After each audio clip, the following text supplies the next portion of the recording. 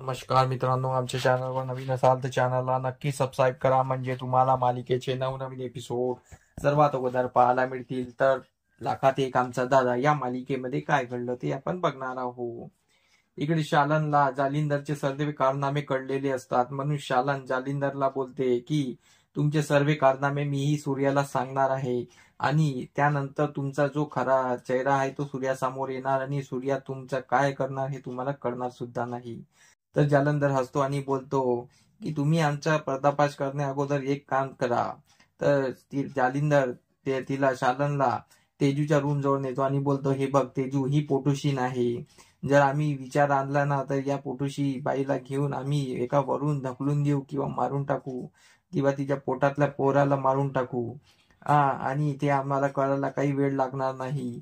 आता तुम्हीच विचार करा, सूर्याला सांगायचं की नाही सांगायचं. शालन चिडते आणि किचन मध्ये जाते आणि रॉकेलची बाटली घेते आणि ती स्वतःच्या अंगावर टाकायला घेते. आणि जालिंदर हे पाहून घाबरून जातो. जालिंदर बोलतो, हे काय करताय तुम्ही? तर शालन बोलते, तुम्ही सूर्याला फसवत आहे आणि ही प्रॉपर्टी सर्व्हिस सूर्याची आहे आणि तुम्ही मला धमकी देत आहे. पण मी असं होऊ देणार नाही. मी स्वतः जळणार आणि तुम्हाला पूर्ण बर्बाद करणार. आणि मी एका चिठ्ठीवर लिहून ठेवलेलं आहे की तुम्ही काय काय केलेलं आहे ते सूर्याला कळणारच आणि मग तुमचं काय होणार हे खरं नाही. जालिंदर तिचे हातपाय जोडतो आणि बोलतो, असं नको करू, मी तू जे म्हणशील ते करेल. तर शालन बोलते, ठीक आहे, प्रॉपर्टीचे पेपर आणा आणि हे पेपर सूर्याला मला द्यायचे आहे, द्या. तर जालिंदर बोलतो की नाही, एक काम करू, मला माझी चूक कळली आहे, आपण दोघंही सूर्याला देऊ. हा जालिंदरचा प्लॅन असतो. तर शालनला विश्वास नसतो, मग जालिंदर तिला पटवून द्यायचं गोष्ट करत असतो. तर जालिंदर बोलतो, आपण दोघेही सूर्याला भेटू आणि मी माझा कबूलनामा देईल आणि हे कागदपत्र त्याच्या हाती देईल. तर शालन मानून जाते. तर शालन बोलते, ठीक आहे, उद्या देवळात त्याला भेटू, मी त्याला बोलावते. तर इकडे तुळजाला स्वप्न पडलेलं असतं की तिची आई काहीतरी संकटात आहे. तर सूर्या बोलतो, काय झालं? तर तुळजा बोलते की आई कुठल्या तरी संकटात आहे. सूर्या बोलतो, ठीक आहे, आपण उद्या जाऊन बघूया. तर इकडे तुळजाला पडलेलं स्वप्न हे खरंच असतं. पण जालिंदर हा खूप महाहरामी माणूस असतो. तो कधी न सुधारणारा माणूस असतो.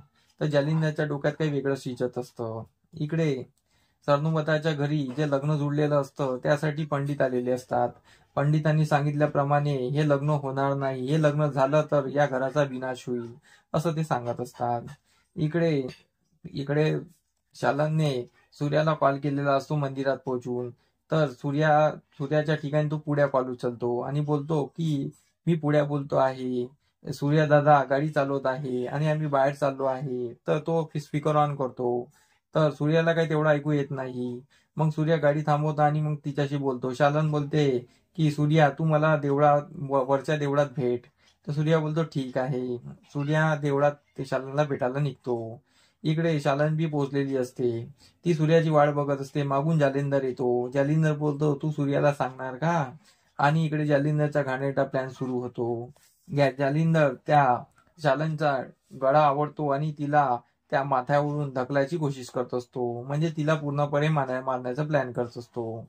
आणि इकडे राजूने जे संकटावर मात केलेली असते त्या संकटावर मात करण्यासाठी इकडे सूर्याने एक युक्ती सुचवली असते की अशा सर्व मुलींना हे स्वतःला सेल्फ डिफेन्स आहे आपण ट्रेनिंग दिलेलं पाहिजे. म्हणून नाना आणि सूर्या मिळून ते सर्व मुलींना, गावातली सर्व मुलींना हे सेल्फ डिफेन्सचं ट्रेनिंग द्यायचं ठरवतात.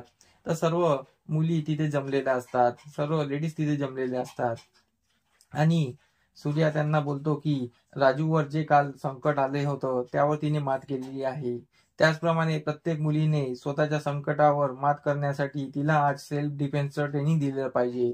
म्हणून आपण इथे जमलेलो आहोत. सगळ्यांना स्वतःला कसं वाचवायचं याबद्दल आपण ट्रेनिंग देऊया, म्हणजेच मुली कोणतीही संकट आले तर ती त्या संकटाला मात देता आलं पाहिजे. म्हणून सूर्याने सर्वांना ट्रेनिंग द्यायचं ठरवलेलं असतं. इकडे सूर्याला शालनचा कॉल आला असतो, म्हणून सूर्या तिथे जायला निघत असतो. इकडे जालिंदरचा घाणेरडा प्लॅन सुरू होतो आणि तो शालनला त्या माथ्यावरून ढकलून देतो.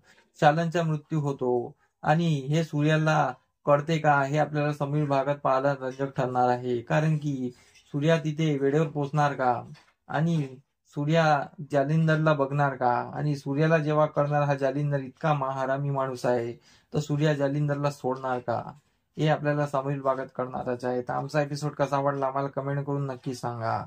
धन्यवाद.